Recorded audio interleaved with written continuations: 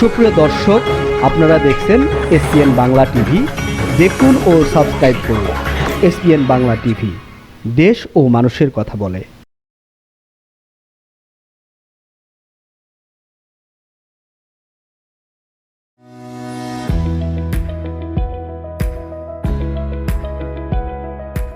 প্রিয় দেশবাসী, ভাই ও বোনেরা, বিদেশে অবস্থানরত বাংলাদেশি ভাই ও বোনেরা, আসসালামু আলাইকুম রহমতুল্লাহ। আশা করি আপনারা সকলেই আল্লাহর মেহেরবানিতে ভালো আছেন এবং সুস্থ আছেন। আজ আমি আপনাদের সামনে এসেছি কোনো গতানুগতিক রাজনৈতিক ভাষণ দেওয়ার জন্য নয়।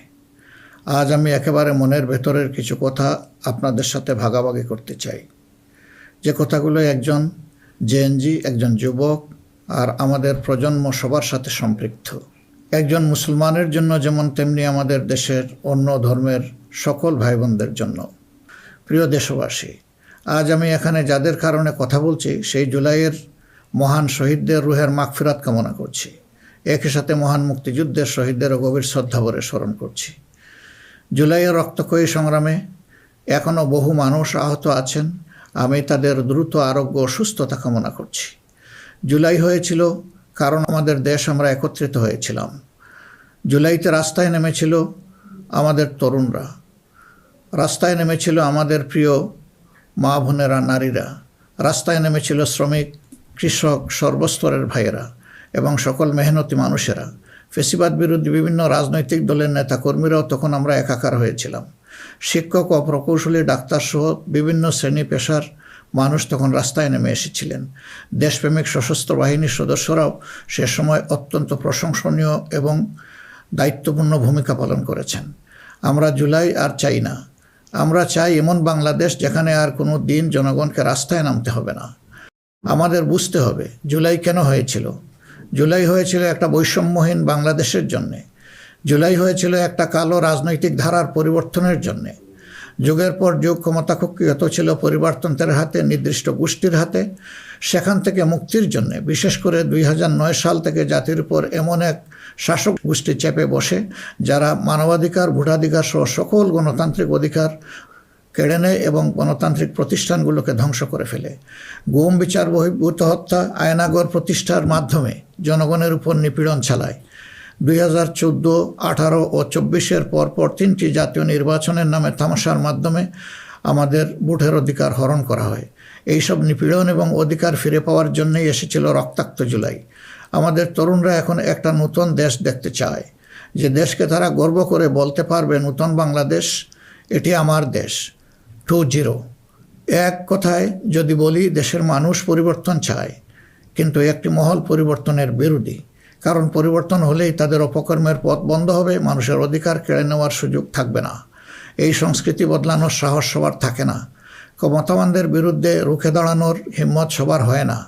এই হিম্মত দেখিয়েছে আবরার ফাহাদ, আবু সাইদ মুগ্ধ, উসমান হাদি এবং তাদের সহযোদ্ধারা।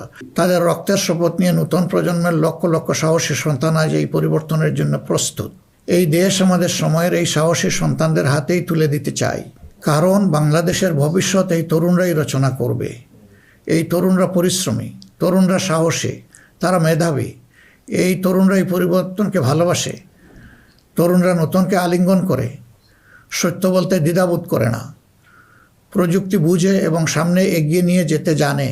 তারাই পারবে নতুন বাংলাদেশ গড়ে দিতে। আমরা তোমাদের হাত ধরতে চাই।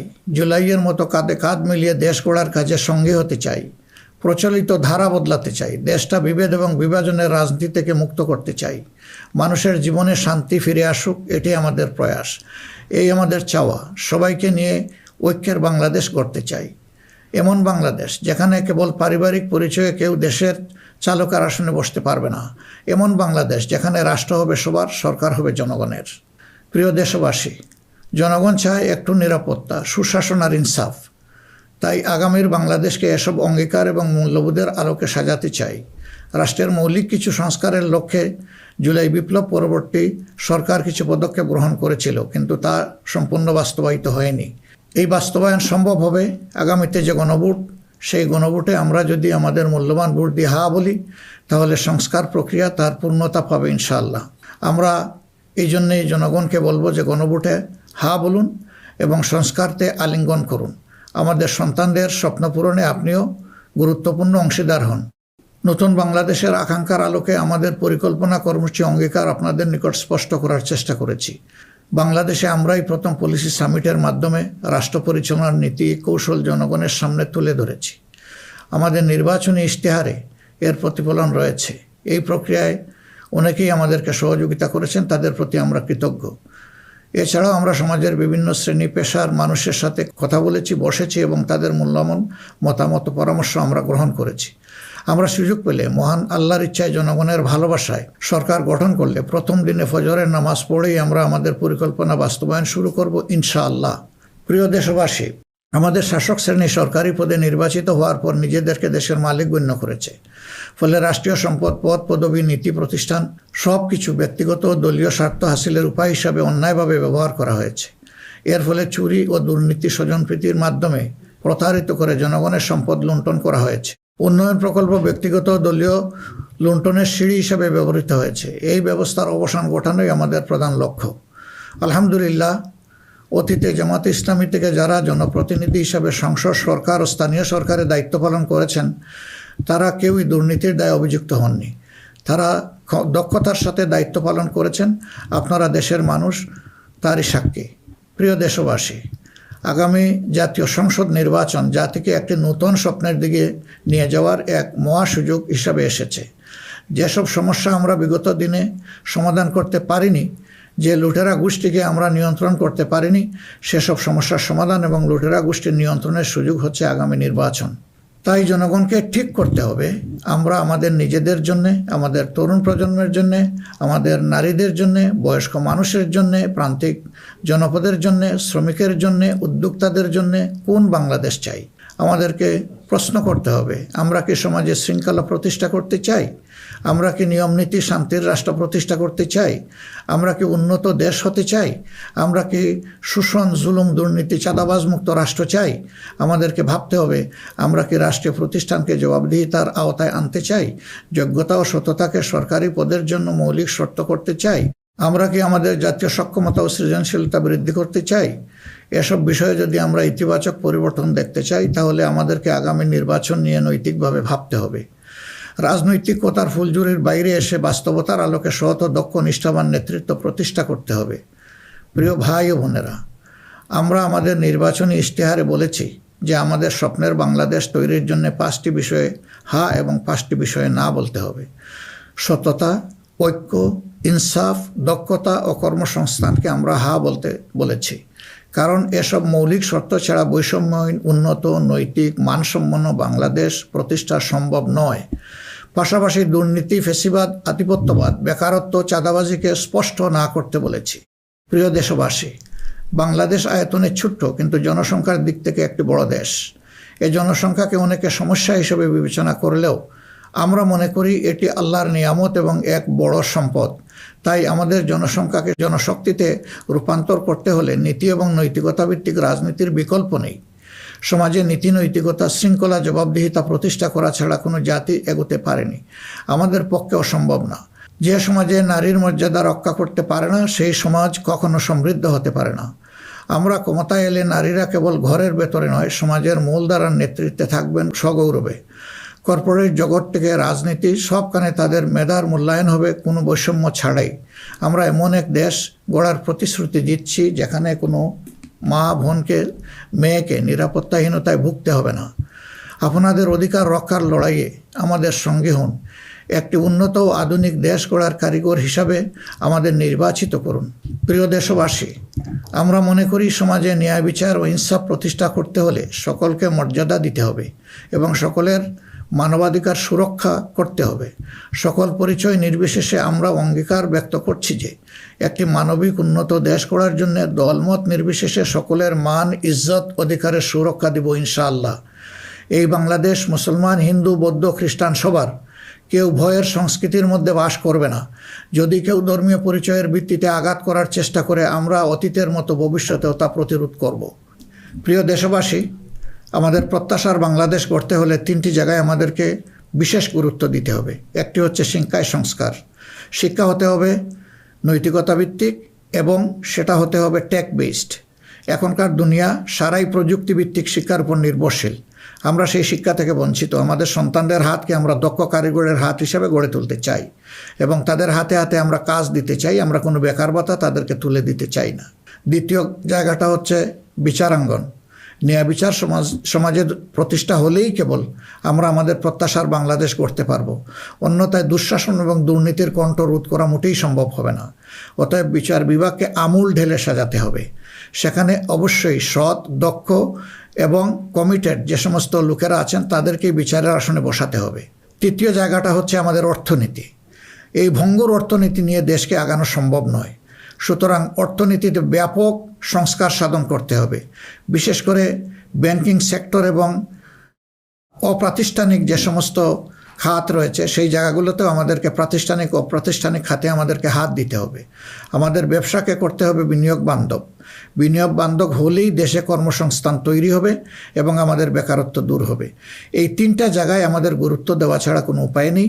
আমরা আশা করব দেশবাসী আমাদেরকে তাদের মূল্যবান ভোটের আমানত সমঝে দিয়ে আমাদের দেশকে প্রত্যাশার আলোকে গড়ে তোলার ক্ষেত্রে আমাদেরকে সহযোগিতা করবেন। সম্মানিত উলামায়ে কেরাম, একাধিক ধর্মের এ দেশ মুসলমানগণ সংখ্যাগরিষ্ঠ। তাই মুসলমান হিসাবে এটি আমাদের দায়িত্ব যে সমাজে ন্যায় বিচার ইনসাফ প্রতিষ্ঠা করা এবং সকলকে সুরক্ষা দেওয়া। এগুলো ইসলামের শাশ্বত আদর্শ। সকল মানুষের মৌলিক অধিকার নিশ্চিত করা আমাদের কর্তব্য। আল্লাহ তাআলা স্পষ্টত বলেছেন, ইন্নাল্লাহা ইয়া'মুরুকুম বিল আদলি ওয়াল ইহসান ওয়া ইতা'i যিল কুরবা ওয়া ইয়ানহা আনিল ফাহশাই ওয়াল মুনকারি ওয়াল বাগ।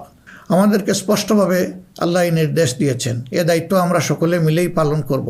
তাবলিগি জামাত সহ ধর্মীয় মহলের ভাইদের প্রতি আমাদের আহ্বান, আপনারা দিনের জন্য যে মেহনত করছেন, দেশ গড়ার কাজেও আপনারা আমাদের সাথে গুরুত্বপূর্ণ ভূমিকা রাখবেন বলেও আমরা গভীরভাবে বিশ্বাস করি। আমরা অঙ্গীকার করছি ভবিষ্যতে কেউ আপনাদেরকে অন্যায়ভাবে বিভিন্ন বিশেষণের ট্যাগ দিয়ে নির্যাতন করার সুযোগ পাবে না। বিচার বহির্ভূতভাবে আপনাদেরকে আর হত্যা করার দুঃসাহস কেউ দেখাবে না। আমরা জানি অতীতে আপনাদের কোনো মানবাধিকার ছিল না। এ অবস্থার পরিবর্তন ঘটানো হবে নতুন বাংলাদেশের অন্যতম প্রধান লক্ষ্য। জাতীয় নীতি পদ্ধতিতে আপনাদের আনুষ্ঠানিক অবদান ও ভূমিকাকে জোরদার করা হবে। আন্তর্জাতিক মহল যারা আমাদের পরীক্ষিত পরিচিত বন্ধু, তাদের সাথে আমাদের সম্পর্ক হবে সমমর্যাদা এবং সমতার ভিত্তিতে। আমরা অন্যের ভৌগোলিক অখণ্ডতাকে সম্মান করি এবং শ্রদ্ধা করি, তেমনি সকল দেশের সাথে বন্ধুত্ব প্রতিষ্ঠাকে অগ্রাধিকার দেব। তবে আমাদের জাতীয় স্বার্থ মর্যাদা, জাতীয় উন্নয়ন অগ্রাধিকার আন্তর্জাতিক সম্পর্ক নির্মাণে প্রধান ভূমিকা রাখবে। বৈশ্বিক উন্নয়ন চ্যালেঞ্জ সমূহ, বিশেষত জলবায়ু পরিবর্তন নিরসনে আমরা সাধ্যমতো ব্যবস্থা গ্রহণ করব এবং তা হবে স্বচ্ছতার ভিত্তিতে পরিচালিত। নিপীড়নের শিকার হয়ে আশ্রয় নেওয়া রোহিঙ্গা জনগোষ্ঠীকে তাদের নিজ দেশে নিরাপদ এবং সম্মানজনক প্রত্যাবর্তনের জন্য সব ধরনের কূটনৈতিক তৎপরতা জোরদার করা হবে ইনশাআল্লাহ। প্রবাসী ভাই ও বোনেরা, জন্মভূমি থেকে 1000 মাইল দূরে অবস্থান করেও জুলাইয়ের অভ্যুত্থানে আপনারা গুরুত্বপূর্ণ ভূমিকা রেখেছেন। জেল জুলুমের শিকার হয়েছেন, ত্যাগ স্বীকার করেছেন। ইতিমধ্যে আপনারা আপনাদের ভোটাধিকার প্রয়োগ করে নতুন বাংলাদেশে নিজেদের অধিকার প্রতিষ্ঠার পথে ইতিহাস রচনা করেছেন। আমি এতে আনন্দিত। আগামী দিনে দেশ গড়ার এই অভিযাত্রায় আপনাদের সক্রিয় অংশগ্রহণ ছাড়া আমাদের নতুন বাংলাদেশের স্বপ্ন অপূর্ণই থেকে যাবে।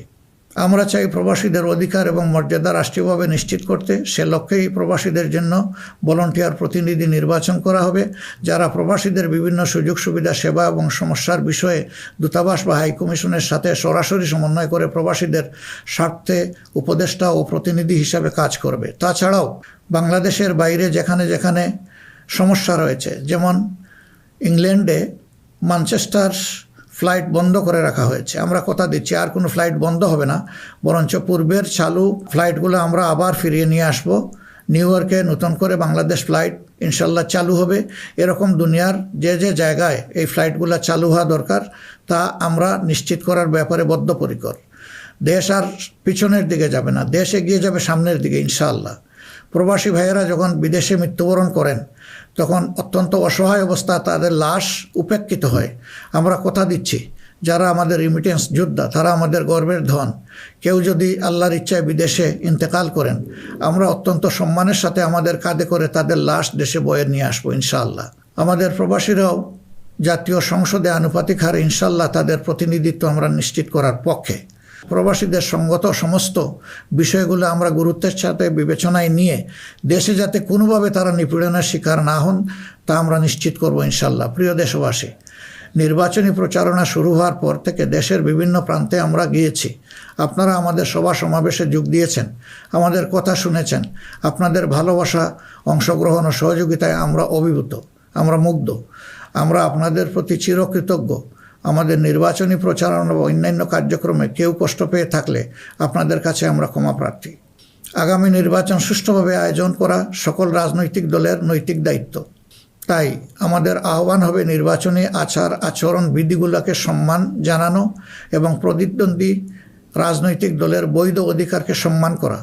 সুষ্ঠু নির্বাচন আয়োজনের মাধ্যমে রাজনৈতিক স্থিতিশীলতা নিশ্চিত করা হবে আমাদের রাজনৈতিক অঙ্গীকার। প্রশাসন ও আইন শৃঙ্খলা রক্ষাকারী বাহিনীর সদস্যরা নিরাপত্তার দায়িত্ব তারা পালন করেছেন অত্যন্ত নিষ্ঠার সাথে। আমাদের সাংবাদিক ভাই এবং বোনেরা অনেক কষ্ট করে আমাদের বিভিন্ন অনুষ্ঠান কভার করেছেন। আপনাদের প্রতি গভীরভাবে আমরা কৃতজ্ঞ। আপনাদের ঋণ শোধ করতে পারবো না। আপনারা ভালো থাকবেন।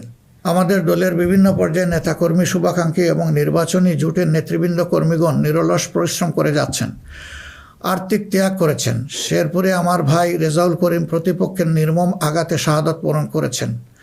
আল্লাহ রাব্বুল আলামিন তার এই ত্যাগকে কবুল করুন এবং তাকে শহীদ হিসাবে কবুল করুন। আমাদের ভাই জনাব মোহাম্মদ নুরুজ্জামান বাদল, যিনি শেরপুর 3 আসনের প্রার্থী ছিলেন, তিনি ইন্তেকাল করেছেন। আল্লাহ তাকে উত্তম পুরস্কার দিন এবং জান্নাত নসিব করুন। প্রিয় দেশবাসী, আমরা আন্তরিকভাবে বিশ্বাস করি যে রাষ্ট্রীয় দায়িত্ব হচ্ছে আমানত। রাষ্ট্রীয় দায়িত্ব কোনো উপভোগের বিষয় নয়। সর্বাবস্থায় আমরা স্মরণে রাখব আমরা প্রত্যেকে দায়িত্বশীল এবং আমাদের দায়িত্বের ব্যাপারে জিজ্ঞাসাবাদ করা হবে। আমরা হজরতে ওমরের সেই বিখ্যাত উক্তি ও দায়িত্বশীলতা মনে রাখব যে ফুরাত তীরে একটি কুকুর না খেয়ে যদি মরে তাহলে তার জন্যও তাকে জবাবদিহি করতে হবে। আল্লাহর নির্দেশ অনুসারে আমরা ন্যায় বিচার প্রতিষ্ঠায় অঙ্গীকারবদ্ধ থাকব ইনশাআল্লাহ। আশা করি আপনারা আমাদের অঙ্গীকার ও স্বপ্নকে বিশ্বাস করে জাতীয় সংসদ নির্বাচনে আমাদের প্রতি সমর্থন জানাবেন। আগামী 12 ফেব্রুয়ারি তারিখে জামাতে ইসলামের প্রার্থীদেরকে দাঁড়িপাল্লা মার্কা এবং যেসব অঞ্চলে 11 দলীয় অপর প্রার্থী রয়েছেন তাদেরকে আপনারা আপনাদের এলাকায় ইনশাআল্লাহ মূল্যবান ভোট দিয়ে নির্বাচিত করবেন। এই আকুল আবেদন আপনাদের সকলের প্রতি রাখলাম। আল্লাহ পরিবর্তনের এক মহা সুযোগ আমাদেরকে এনে দিয়েছেন। আসুন সেটা কাজে লাগাই। বিগত দিনের রাজনীতি পরিহার করি, একটি নতুন বাংলাদেশ তৈরি করি যেখানে সবাই মান, ইজ্জত ও মর্যাদা নিয়ে বাস করবে। আমরা আমাদের তরুণ সমাজকে সমাজের ককপিটে বসিয়ে দিতে চাই। বাংলাদেশ নামের উড়োজাহাজটি তারাই চালাবে, তারাই হবে ক্যাপ্টেন, তারাই হবে এটার পাইলট। আমরা গিয়ে বসবো প্যাসেঞ্জার সিটে। হে তরুণরা, তোমরা তৈরি হয়ে যাও। এই দেশ তোমাদের জন্যে, এই দেশ তোমাদের হাতেই তুলে দিতে চাই এবং এই দেশ তোমাদের হাতেই মানাবে, এই দেশ তোমাদের হাতেই গড়ে উঠবে। এটি আমাদের একান্ত প্রত্যাশা। বাংলাদেশ জামাতে ইসলামী নিরলসভাবে এই দেশকে গড়ে তোলার জন্য এবং দেশে বিদ্যমান সংকট নিরসনের জন্য সবসময় কাজ করে এসেছে। তা আপনারা সকলেই সাক্ষী। এমনকি আমাদের কষ্টের দিনগুলোতেও আমরা থেমে থাকিনি। আমরা জনগণের সুখ দুঃখ, ব্যথা বেদনার সমান অংশীদার ছিলাম। যেখানেই জনগণ কোনো দুঃখে কষ্টে পড়েছে সেখানেই আমরা গিয়ে তাদের সামনে হাজির হওয়ার চেষ্টা করেছি। আপনারা তখন আমাদেরকে বলতেন, এত কষ্ট বুকে চেপে আপনারা এসেছেন আমাদের কাছে, এ এক আশ্চর্য জিনিস। না, এটা আপনাদের কাছে আশ্চর্য হলেও আমাদের কাছে ছিল এটি আমাদের পবিত্র কর্তব্য এবং দায়িত্ব। কোনো বাধাই আমাদেরকে সেদিন টেকিয়ে রাখতে পারেনি। ইনশাআল্লাহ আগামীতেও কোনো বাধা আমাদেরকে টেকিয়ে রাখতে পারবে না। আমরা আমাদের প্রিয় জনগণের এবং আমরা বিশ্বাস করি আমাদের জনগণ আমাদেরকে ভালোবাসে। জনগণের এই ভালোবাসায় আমরা অভিভূত এবং আমরা পূর্ণ আস্থা রাখি আমাদের জনগণের রায়ের প্রতি। আপনাদের সকলকে আজকের এই পর্যায়ে এসে আরেকবার আমি আহ্বান জানাবো, আসুন একটু নতুন বাংলাদেশ, তরুণদের প্রত্যাশার বাংলাদেশ, জিএনজির জন্য আগামী বাংলাদেশ, আমাদের নারী সমাজের জন্য একটা নিরাপদ এবং সম্মানের বাংলাদেশ গড়ে তোলার জন্যে আমরা সবাই আগামী 12 তারিখ দাঁড়িপাল্লা এবং জোটের অপরাপর মার্কা যেখানে যেটা আছে তাতে ভোট দিয়ে 11 দলীয় প্রার্থীদেরকে নির্বাচন করি। তাহলে ইনশাআল্লাহ প্রত্যাশার একটি দেশ আমরা খুঁজে পাবো, একটু নতুন বাংলাদেশ পাবো। আমরা বিশ্বাস করি জনগণ পরিবর্তন চায়, সেই পরিবর্তন জন্যই আমাদের এই আহ্বান। এই পরিবর্তন আমাদের হাতে ইনশাআল্লাহ মানাবে, অন্য কারো হাতে নয়। দৃশ্য তো এটা আপনারা বুঝতেই পারছেন। আল্লাহ হাফিজ। বাংলাদেশ জিন্দাবাদ। বাংলাদেশ জামাত ইসলামী জিন্দাবাদ। 11 দলীয় নির্বাচনী ঐক্য জিন্দাবাদ।